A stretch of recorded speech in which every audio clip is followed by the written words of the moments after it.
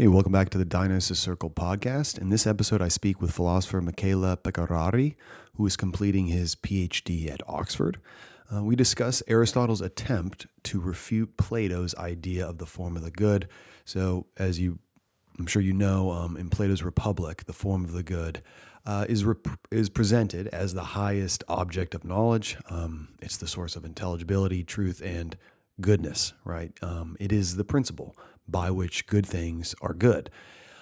But now, in the first book of the Nicomachean Ethics, Aristotle gives a number of arguments against Plato's idea of the form of the good. And in this episode, we focus on one argument in particular. Pecorari, Michele, he calls this argument the non-univocity argument against the form of the good. Now, roughly speaking, the issue is something like this, okay? So if there's one single form of the good, you might think that good should be said in one common way. And Aristotle argues that goodness is actually applied across many different categories. We apply good to substance. For example, we say God is good. We apply it to quality. We say virtues are good. We apply it to quantity. We say the right amount is good. And we apply it also to relation, time, and so on. Okay, and so the question is basically, like this way in which good applies across many different categories, does it undermine Plato's theory? All right, and we begin the conversation just by talking about, what's the general project of the Nicomachean Ethics?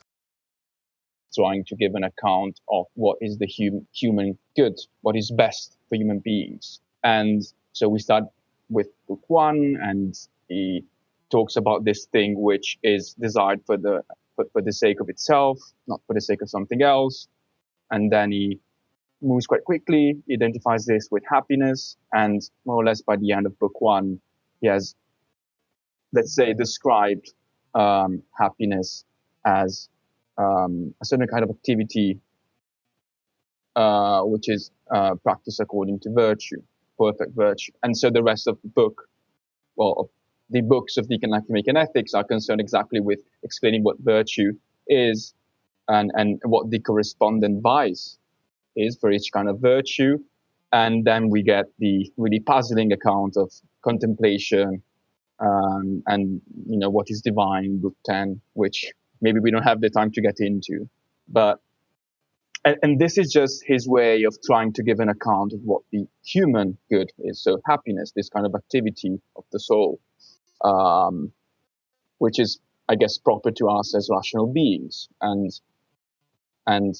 in this context, he has this quite brief and puzzling chapter in book one, which is the one I was dealing with in my paper on, as I was saying earlier, the universal goodness, or as you were saying, the absolute goodness. So let's say a kind of goodness which is not especially related to certain kinds of beings, which is not related to action in the way happiness is for us. And for him, dealing with that kind of goodness means also dealing with one specific and important theory in that area, which is the theory of the forms, and especially that of the form of the good in Plato, which he doesn't really mention, but is clearly behind all of this. Plato and his Platonic mates, and I guess you were saying earlier, right? Speaking about and kind of filling in the details of what I was saying about the form of the good in the Republic. So in the Republic, it does a lot of work. It explains being, intelligibility, goodness. But it seems that in Aristotle, and this might be interesting, his critiques are restricted to goodness. So he's not interested in the form of the good as a cause of being, whatever that means for Plato, or as a cause of intelligibility. I guess he's only interested in its being a cause of or its being good. Which is interesting, I think. It seems to have a more restricted target than what one might have if they read the Republic. And so we find Aristotle turning specifically to the form of the good in that sixth chapter of book one. Yeah, I mean, we already kind of touched on this a little bit, but maybe what is the reason for moving from a consideration of a more restricted good, the good of the human being, to moving toward this more universal form of goodness? Why would he shift in that way Well, that's a there? really important question. I mean, it does give a reason at the very start of the chapter. He kind of says that it's important to tackle this conception because some friends, the friends have introduced the forms, have made remarks about the form of the good which seem relevant for this whole inquiry about human goodness. And of course, it does agree that a good account of, or it seems to agree that a good account of absolute goodness is important.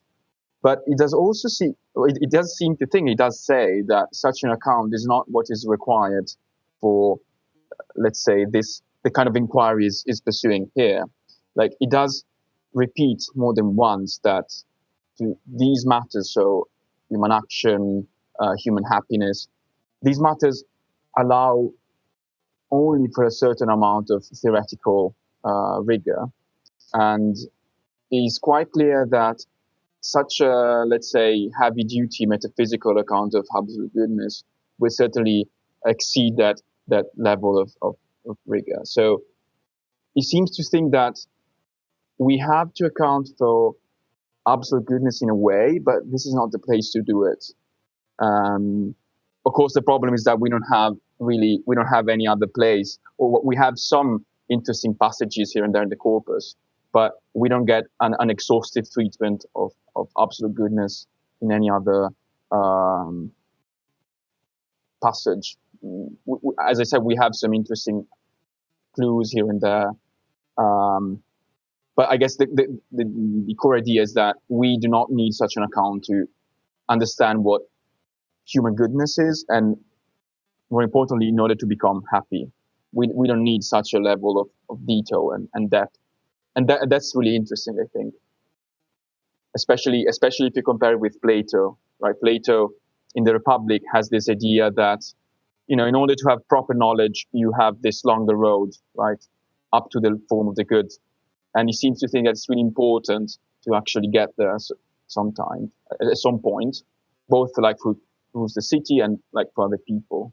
And Aristotle just seems to disagree. No, like, you don't really need to like get all the way to the form of the good or to absolute goodness more generally in order to understand and to some extent and practice happiness. Okay, yeah, that's really interesting. So it's like Aristotle is here, looking for the highest human good. He's, looking to understand happiness. And it might seem like Plato's form of the good is a sort of rival here. Yeah. So the thought might be, hey, to understand the human good, maybe we need to first understand goodness itself. And so Aristotle, it seems like he's pausing and saying, okay, do we need the universal good? Do we need the form of the good to do ethics in a sense? And his answer, like you were saying, is basically no. A full theory of absolute good, it might be important, but it's not required for the kind of practical inquiry he's giving. Okay, and yeah, and I don't think we need to necessarily go over again the point about the distinction, that key distinction between absolute goodness versus human goodness. But it is important that Aristotle doesn't think those are the same inquiry, and that which makes sense. Okay, all right. So now let's kind of zero in a little bit more on the focus of in your work. So basically, Aristotle, he gives a few arguments against the form of the good in the Nicomachean Ethics. In Christopher Shields' work, I'm forgetting the name of his book. Is it Fractured Goodness? Okay, yeah, Fractured Goodness. I think he counts like 7 total arguments Yeah. against the form of the good appearing in chapter 6 of book 1 alone. Okay. Now your paper is focusing on just one of them, and you call it the non-univocity argument against the form of the good. So, yeah, do you want to just kind of introduce us to this argument? What is the non-univocity argument against the form of the good? Well, I guess I non-univocity. So I guess homonymity is the crucial uh, Aristotle's crucial tool to attack uh, Plato here, and the idea is the following. So I guess you could think it's a kind of modus tollens. So the idea is that if we have a form, then this form of a predicate, so good must be predicated univocally of good things. So not like, for instance, so an example I use is sharp when predicated of a blade or a voice. That's a case of homonymity, so we don't want that. And then Aristotle ties this notion of univocity to the categories, which are peculiarly Aristotelian. So if something is univocal, if a predicate is predicated univocally, then it's predicated in one category. So it's predicated of beings which belong to one of the greatest genera of Aristotelian metaphysics. And what he tries to show is that since good is not predicated in a single category, then it's not univocal. And since it's not univocal, then there cannot be a single form of the good. And this is just the argument in a nutshell. Um, and in order to show that good is not predicated univocally, or rather is not predicated in one single category as it should in order to be univocal, Aristotle mentions some examples. So he mentions God, the virtues, the kairos, which is a really hard word to translate, the right moment, and and before introducing such examples, has this really puzzling claim that goodness is predicated in as many ways is a hos as being. So in all the categories, all the 10 categories of being. And that's the way he argues for, let's say, his modus tollens. So he argues for non-univocity and therefore against the existence of a single form. Yeah, good. So, yeah, that's really helpful and clear. So, like, yeah, so just to kind of echo some of the things you're saying for the listener, like, yeah, like, what's the basic structure of this argument? Something like, if there really is a single form of the good, like Plato claims, then good must be predicated univocally of good things. I don't know, roughly, what does that mean? Like something like all good things would be good according to like one common account or something Yeah. like that. And then he said, but wait, like you said, this is the modus tollens. Good is not predicated univocally. So therefore, there is no single form of the good. Now, when it comes to that claim, good is not predicated univocally. How does he reach that? The idea is, well, good is said across the categories. So you have substances that are good, or of which we predicate goodness. You have qualities of which we predicate goodness. We have quantities. We have relations, time, place, etc. Yes. And those are all like like different categories in Aristotle's metaphysics. And he's saying, hey, we say things are good across these. So yeah, so like it's really so. Yeah, I mean, I guess like if we had to put it in a kind of slogan, I guess we could say the way the good uh, works across categories, the cross categoriality of the good, this undermines Plato's theory of the good. That's the basic Yes. thought, is that in virtue of the good applying across categories, Plato's theory of the good is undermined. And, yeah, so like you mentioned, like you were saying, some of the examples. So like one category would be substance, and Aristotle in a sort of elliptical way, but like he kind of says, God is predicated as good, and God's a substance. Okay, so that would be one category where the good is predicated, and then to take another one, the virtues are. We also predicate good of virtues or virtue, but virtue is a quality. So there we're already across You already have two, categories. so it could be enough technically. Yeah, right, exactly, right. Because the idea is that any cross categoriality would be enough to undermine, and so anyway, okay, yeah. So that seems to be the argument at a high level. Do you have any comments at this point? Well, I guess, and I'm sure we'll go back to it. I guess the problem about his argument is that, of course, it's a like it works, but then he doesn't really argue for the key premise that there are goods in different categories, right? It just seems to take that as a given. He's quite blunt when stating that premise. So I guess a thing to keep an eye on as we discuss the argument and how it should be interpreted is that depending on the interpretation you give of that premise, then his, I guess, dialectical effectiveness changes, and it's not a given to me that we'll end up with an argument which is totally effective with a Platonist. So an argument, the premises of which could be accepted by someone who's a Platonist. But maybe we can discuss this later. But I think that's the key problem of the argument. We just get a list of examples, a claim. So goodness is predicating as many ways as being. That's it for Aristotle. Right.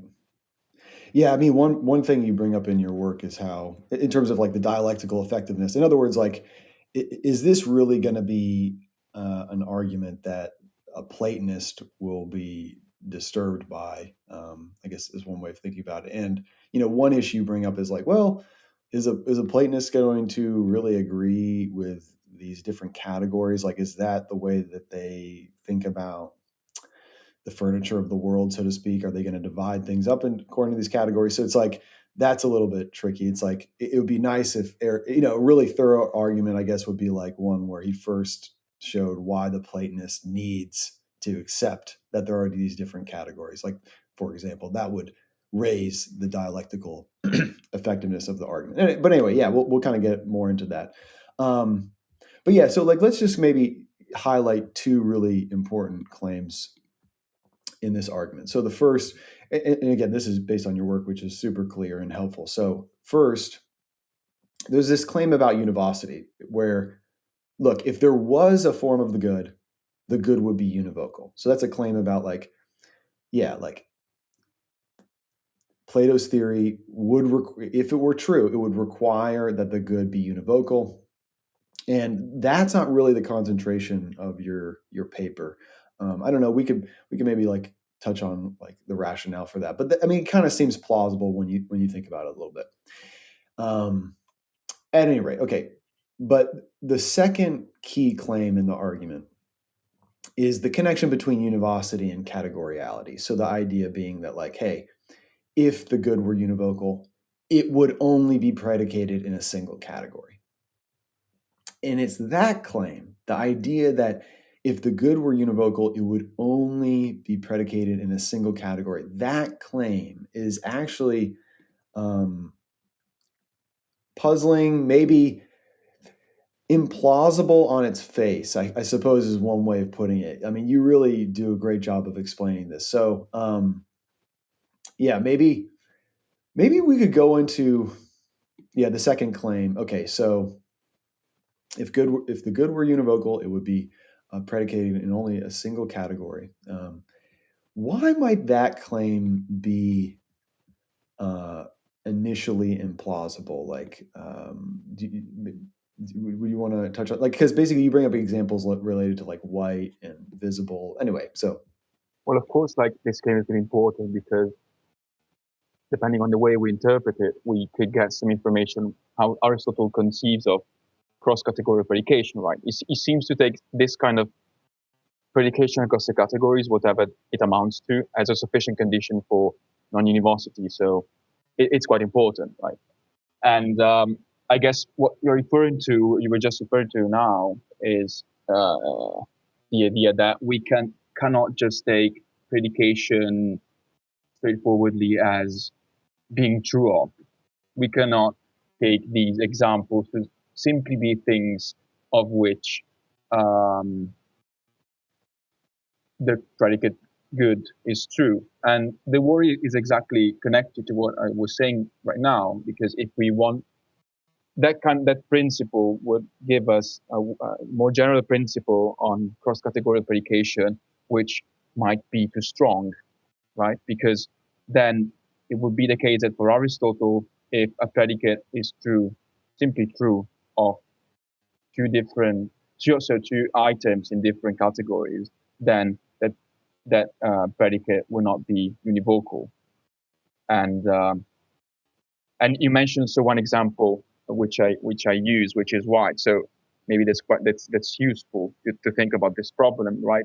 Uh, for instance, white um, is true of, let's say, of uh, substances like Callias, right? And exactly. But we can also say that it's true of the quality, certain quality in Callias, like his pallor, we could say. And Callias is a substance, is pallor is a quality, is then white non-univocal? Like it doesn't seem to be akin to sharp when predicated of a blade and a voice, right? It seems quite different. And so it is that in order to make sense of this principle, we need a more subtle notion of predication. And I guess that's what all the available readings of the argument more or less try to come up with, a more nuanced version, the notion of predication, which kind of restricts the set of predications which are sufficient on their own for non-univocity. So that's the main worry, I guess, when it comes to, I guess, Aristotelian scholarship in its own right. So what can we extract from this argument when it comes to Aristotle's thoughts and commitments when it comes to predication? Yeah, perfect. So, yeah, maybe let's.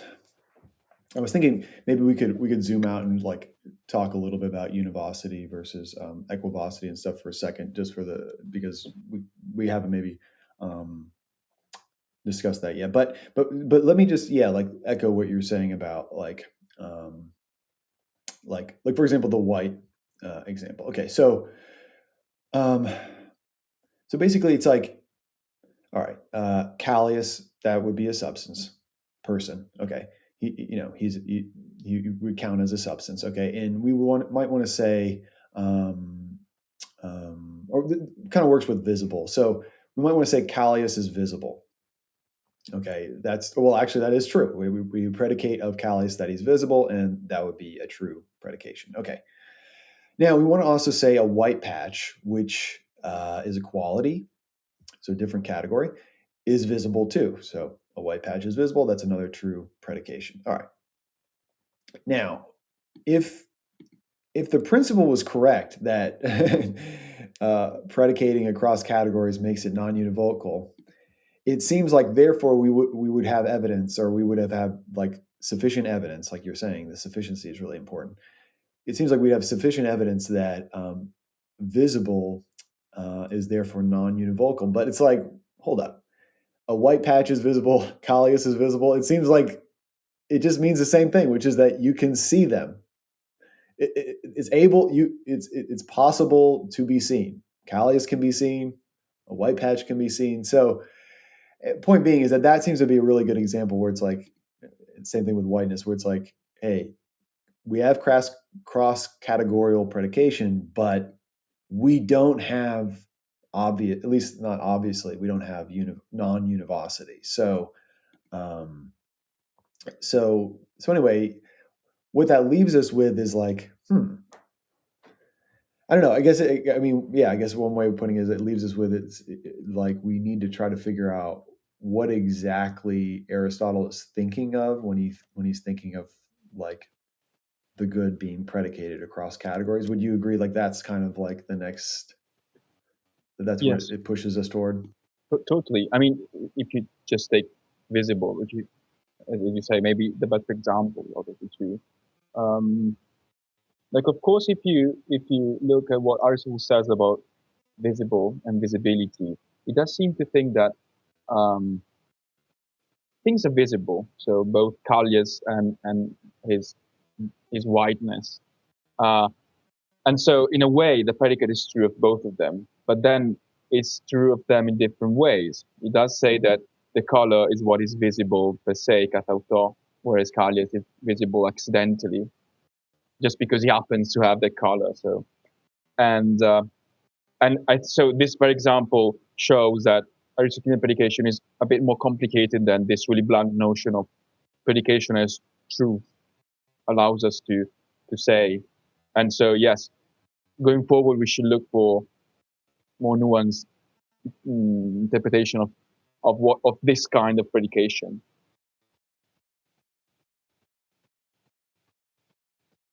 Good. Yeah. Maybe I just wanted to um, just back up really quick for the listener. I was just thinking maybe really quick we should say a word on like univocity, just like generally speaking. Like okay, so yeah, like an example of univocity is like okay, we say of a horse that it's an animal. We say of a dog that it's an animal. We say of a human that it's an animal. And in those cases, it seems like we basically mean the same thing with animal. Now, all of those are substances, but the point is like that would be a kind of example where like, okay, it looks like we pretty clearly have univocity. And then on the contrast, when we have the kind of contrast, the most strong contrast to univocity would be like equivocity, or where terms or words are like used synonymously. So you've already given examples, but like you brought up sharpness. So like sharp, when we say it of a knife versus when we say it of a mind, like very clearly we're not saying it in the same way, you know. So that seems to be like same word, different meanings. So that would be like an example of equivocity. And I don't know if we want to bring up analogy right now, but like, yeah, like Or when maybe, you say, yeah, sorry, sorry, sorry. no, you go, yeah. I mean, so I, I mean, the account you gave of university and equivocity are really clear. Like the basic idea seems to be that the case of non-univocal predicates, what it means for a thing to be that predicate is different, right? Mm. For the sharp mind and the sharp blade. And this is not the case in when it comes to univocal predication. And I guess if we wanted to look like know more about that, we should look at the categories first chapter. Even though it's a bit different, it has this idea of like homonyms and synonyms, which it takes to be beings, not predicates. But I think conceptually, it's kind of the same path it's going down.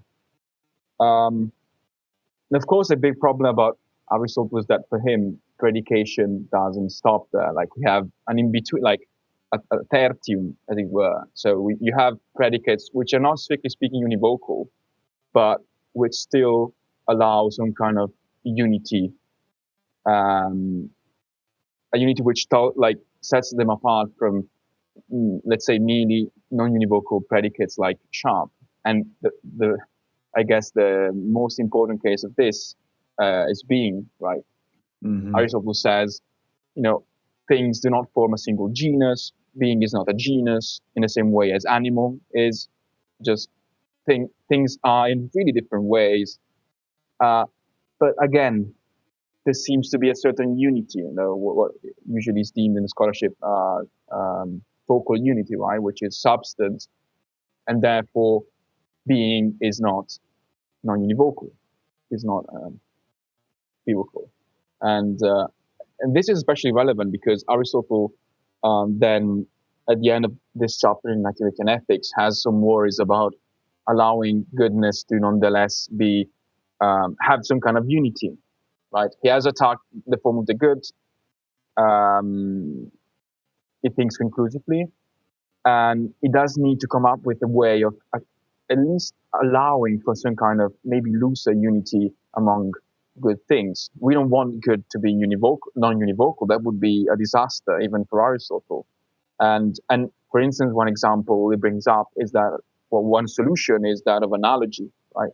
So he has this example of the sun, and wait, let me actually check it. The sun, just like Plato, which that's an interesting coincidence, or maybe Yeah. more than a coincidence. Right. Yeah, it says, yeah. Actually, no, I was thinking about the sun. Yeah, it's a bit different. So sight and body, intellect and soul. So that's one possible way by which you could account for unity, and it's so analogy. So what is good for a thing is, I guess, it's thinking of a proportion, for instance. But we don't really need to get into the details, especially as Aristotle doesn't. He doesn't seem to be particularly convinced of that, and it doesn't at the same time seem to have a focal unity solution for goodness, just like being. These are possible ways for him to account for unity, ways which, as I was saying, are kind of in between univocity and non-univocity. There's a middle ground, but he's not really committed to any of those by the end of this chapter, at least not explicitly. Right. Yeah, it's like we're really focusing here on his attempt to refute the idea that the word good is applying univocally. Yes. Now, if it doesn't apply univocally, if that's false, the question is, well, how is it applying? And, so there's these other options on the table, but we're not necessarily going to be exploring those other two possibilities between equivocity and analogy. But yeah, it seems plausible that those are the three like possibilities. Either the word good is going to apply univocally, or it's going to apply in a more equivocal way, or it's going to apply in an analogical way. Yeah. One that people love bringing up. Health. Like Yes. when you say It is the body gamma. is healthy, when you say food is healthy, yeah, they're sort of like united in some sense. Like you were saying, there's a type of unity there, but it's a little bit looser than univocity, like you said, because it's like, yeah, the body is healthy by having health, whereas the food is healthy by producing health. So it's a little bit different than just strictly having health. So anyway, there's a kind of unity across those two, but it's a looser type of unity, which you might call analogical, something like that. Anyway, but yeah, we're not really here to kind of, the focus today is not really to explore an alternative account. More is just his attempt to refute the Platonic account, which he thinks implies that the good is univocal. Maybe just Okay, so maybe small yeah, thing on sure, this, since it's relevant our argument. yeah. So one possible way of accounting for the unity, this exclusive unity of goodness, is, as you said, focal unity, right? As we were saying, and in our argument, it does say that goodness is predicated in as many ways as being. So it does seem to draw a connection, a comparison between goodness and being. And some people have thought that this points to, this kind of solution. So this kind of focal unity, this kind of symmetry between goodness and Yeah. being, and it's really interesting, and maybe we'll get into that later. But I think it kind of goes towards more like medieval idea of like trascendentalia, so general properties, in where I think is good insofar as it is, and you have a scale of being and of goodness. So that's one family of interpretations. But we do get this reference to being in our argument, and Yeah, it might be right. That's a relevant. good point. Right. That's really good point. Yeah.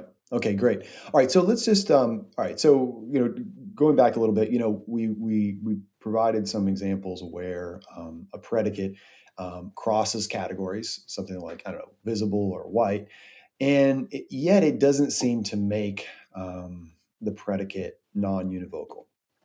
All right, so that initially seems to spell like some trouble for Aristotle's argument, and because it seems like Aristotle needs something like a principle where cross-categorial predication is sufficient or enough to undermine univocity. Yes. Okay, now turning the next step here, which is that basically in your work, you consider different interpretations of this principle that cross-categorial predication is enough to undermine univocity. You consider different interpretations of it, 3 of them, and then you kind of offer your own interpretation of the principle. Okay, and so maybe what we should try to do here is maybe kind of look at these different approaches and then look at your approach. So the 3 existing interpretations that you disagree with are: first, the strong predicational approach; second, the non-predicational approach; and then third, the criteriological approach. And so, anyway, so far, do you feel like I'm setting things up right? Is there any this sound good so far? Fine, yes. Okay, cool. Okay. So yeah, so first we can talk about the strong predicational approach of I think it's W.F.R. Hardy. And so maybe we could just kind of work through these existing interpretations one at a time. And so do you want to kind of introduce us to Hardy's strong predicational approach? Well, I guess his main idea is that goodness is not simply a predicate of Aristotle's example. So, as we were saying, God, the virtues, what is useful, and so on, but is an essential predicate of them. And this goes exactly towards restricting the set of predications which are sufficient for non-univocity. So the idea would be, and of course, I think an important thing should be said is that when we speak about essence here in Aristotle, of course, we mean specifically what is captured by definition, and more specifically a definition by genus and differentia. So what is essential is what belongs in the definition of something, and so it's kind of a more restricted notion in what I guess usually is taken to be essential in contemporary philosophy, even though, well, there's a debate about that anyway. And so the idea is that goodness then is part of the definition of these examples. Definition as stated by genus and differentia. It can't be a genus, of course, because if it were the genus, then we would have actually a genus of goodness, right? They would all be good plus a certain differentia, just like human beings and dogs are animals with a certain differentia. And of course, Aristotle can be possibly meaning that. So the idea is that that goodness is a differentia of these different items. So, for instance, God would be the certain substance which is good. The virtues would be qualities which are good, where quality is as it were, the genus, and goodness a differentia. This is really post-grain, but I think it will do the job. And this is a really interesting approach, of course, but maybe I should let you comment on it before diving into what I think about it. I mean, so maybe we can first echo some of the things you're saying. So it's like well, maybe we could take 3 examples. Maybe we could think about the God, virtue, and maybe like the commensurate, or that would be like the moderate amount. Yeah. So that would be quantity. So God, substance, and we say of God that God is good. Virtue, quality, we say of virtue that it's good. Commensurate, we say of the commensurate that it's good. Okay, so now the Hardy style reading of what's going on there is that when Aristotle is like, hey, good kind of travels across, lives across these categories. What he's saying is, for example, with respect to God, God belongs to the essence or definition, or sorry, good belongs to the essence Yes. or definition of God. So he's not just saying, hey, you can apply good to God. Yeah. He's saying, no. God belongs to the essence or definition of God. Same for virtue. Good belongs to the essence or definition of virtue. Same for the opportune moment, the kairos. Good belongs to the essence or definition of the opportune moment. So the idea is, when you have that kind of cross categoriality, that undermines univocity. Yes. When good is being applied to the essence or definition of things across categories, that is going to undermine univocity. And so anyway, that I guess like that's like the basic. Yes. And of course, the train of thought behind that, I mean, is fairly easy to understand. So why should this kind of essential predication rule out univocity? Well, you know, defining something is not simply finding some properties which are true of the predicates, which are true of the thing. You're kind of, again, stating the essence, kind of. Um, what I mean by this is that in a definition between the definiens and the definiendum, there's an identity relation. So if goodness is in the definiens, and the definiens has there's this kind of identity between the definiens and definiendum, and if goodness belongs to all these things which are in different categories, then it's hard to see how it could actually be univocal, because it would mean that it kind of is somewhat identical to God, which is a substance, to the virtues, which are qualities, to the commensurates, which are quantity, and so on. So that, I guess, allows for a really effective explanation of Aristotle's train of thought here.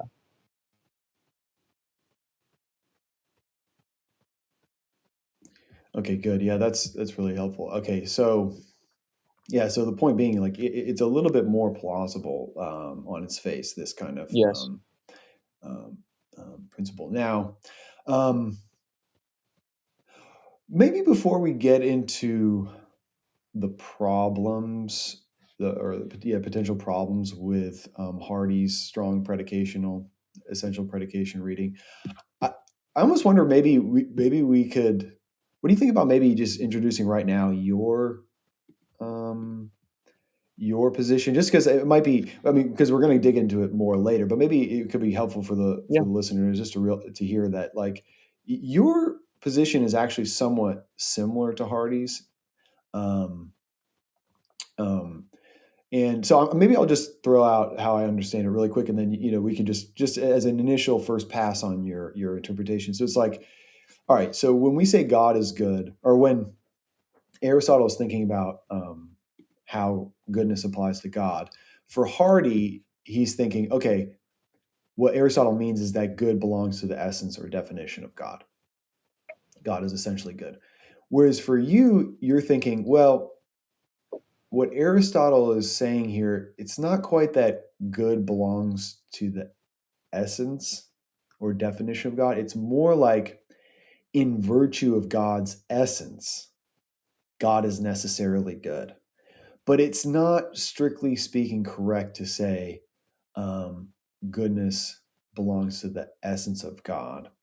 So basically, what we're doing right now is just kind of giving the initial first preview of kind of your a way of thinking about what Aristotle's understanding in terms of the good applying across categories.